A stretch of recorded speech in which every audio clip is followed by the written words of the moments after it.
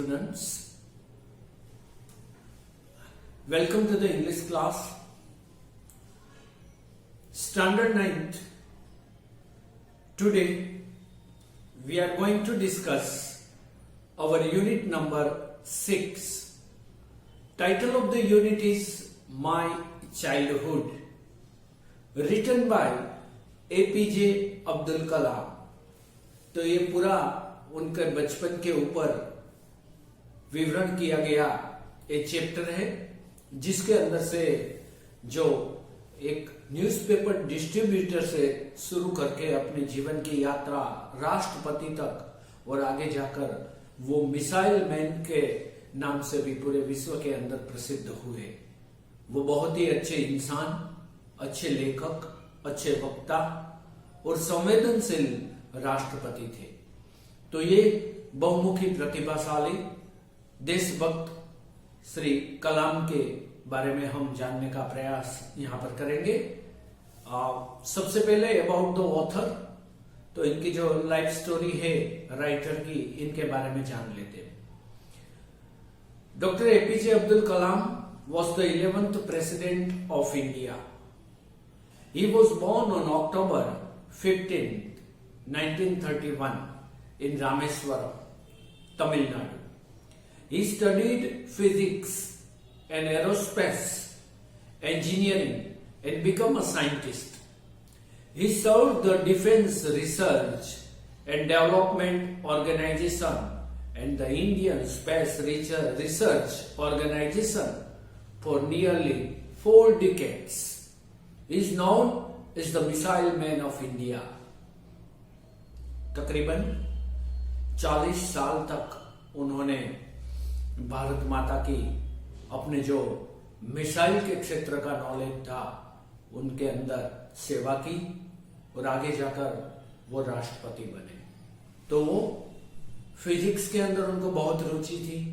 इसके बाद aerospace engineering किया और उसी नॉलेज के बेस के ऊपर उन्होंने service to the people is the service to the god, माने देश के इस तरह की सेवा जो ईश्वर की सच्ची बंदगी है उसी रूप में उन्होंने किया. Kalam was very popular among the children. He often encouraged them with his high powered philosophy.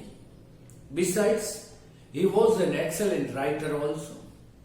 We read him in detail in his autobiography Wings of Fire.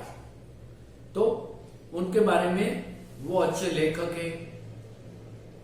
वो उनके जीवन की जो बहुत सी प्रेरणादायी बातें हैं वो उनकी ऑटोबायोग्राफी है wings of fire.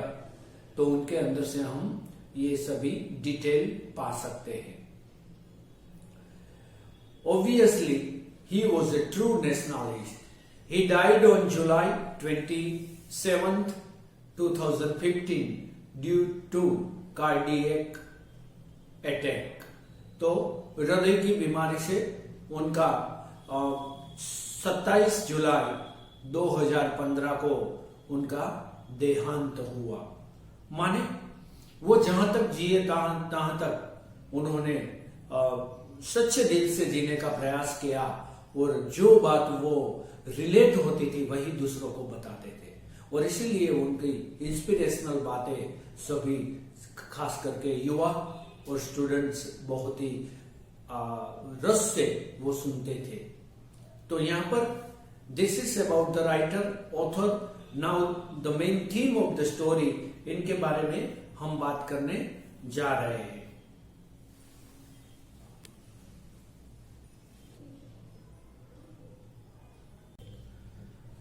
Theme of the story. The theme of the story reflects on his harmony and prejudice present in the Indian society. This influencing theme is expressed through the accounts of Kalam's childhood. In fact, we can rise in life if we have strong determination and dedication. यदि हमारे जीवन में भी इतना मजबूत रूप से dedication है, समर्पण है और हम दृढ़ निश्चयी हैं तो हम भी हमारे जीवन के अंदर बहुत आगे जा सकते हैं, हम भी बहुत अच्छी तरह से सफल हो सकते हैं। यही मेन स्टोरी है। इस स्टोरी को या तो चैप्टर को अच्छी तरह से समझने के लिए मेन पॉइंट्स की भी हम बात कर लेते हैं और इसके बाद हम चैप्टर को समझने का प्रयास करेंगे।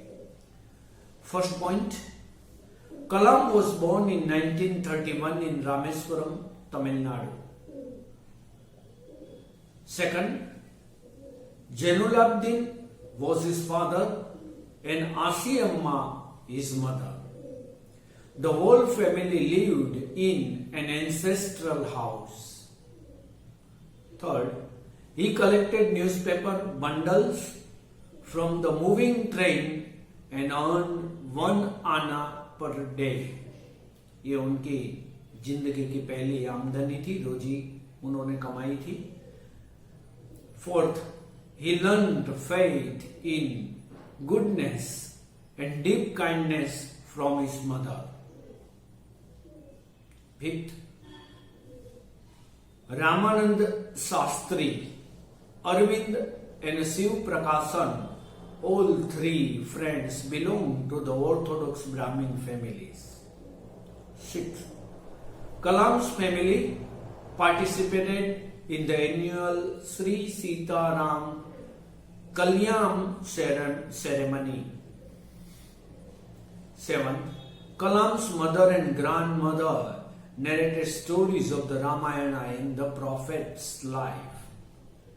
Eighth, when he was in the 5th class, a new teacher at school made him sit on the back bench because he was Muslim.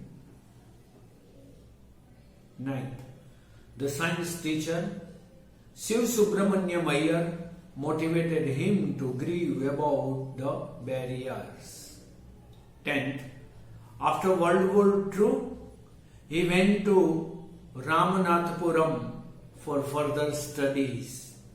11th, his mother was hesitant, but father encouraged him. 12th, Dr. APJ Kalam was elected the 11th President of India. So these are the main 12 points जिनके base के ऊपर पूरी story यहाँ पर जो हम unit number 6 पढ़ने वाले इनके अंदर दिया गया है। सो वोकैबुलरी, जिसके अंदर डिफिकल्ट वर्ड्स यहाँ पर जो जो दिए गए हैं इनको हमें ध्यान में रखना है, फेयर बुक के अंदर भी लिख लेना है। जेनरोसिटी, जेनरोसिटी माने औदार्य, उदारता। मटीरियली, मटीरियली माने फिजिकली जो आर्थिक रूप से हम देखते हैं वही। इमोशनली माने भावनात्मक रूप से। Tamarind means stick, brown acidic pulp. इमली, टेमरिन माने इमली। इसके बाद इमरजेंसी, एन अनएक्सपेक्टेड सिचुएशन, आपातकाल परिस्थिति। डिक्लेयर मीन्स घोषणा करना, अनाउंस करना। कैरेक्टरिस्टिक मीन्स अ क्वालिटी, लक्ष्य। जो जो डिफरेंट क्वालिटीज रहती है इसको कैरेक्टरिस्टिक्स भी कहा जाता है। स्पेसिफिक माने पर्टिकुलर। और प्रीस्टहुड माने रिलीजियस प्रैक्टिशनर्स, पुरोहित वगैरह। पिलग्रिम, पिलग्रिम माने तीर्थयात्री, पिलग्रिमेज तीर्थ स्थान। कॉन्ट्रैक्टर माने ठेकेदार। So these are the difficult words जिनको हमें ध्यान में रखना है और पूरी स्टोरी को समझने का प्रयास करना है। Okay, so this is all about the introduction of the unit, and in the next episode we will discuss about the chapter. Okay, have a nice academic year. Thank you.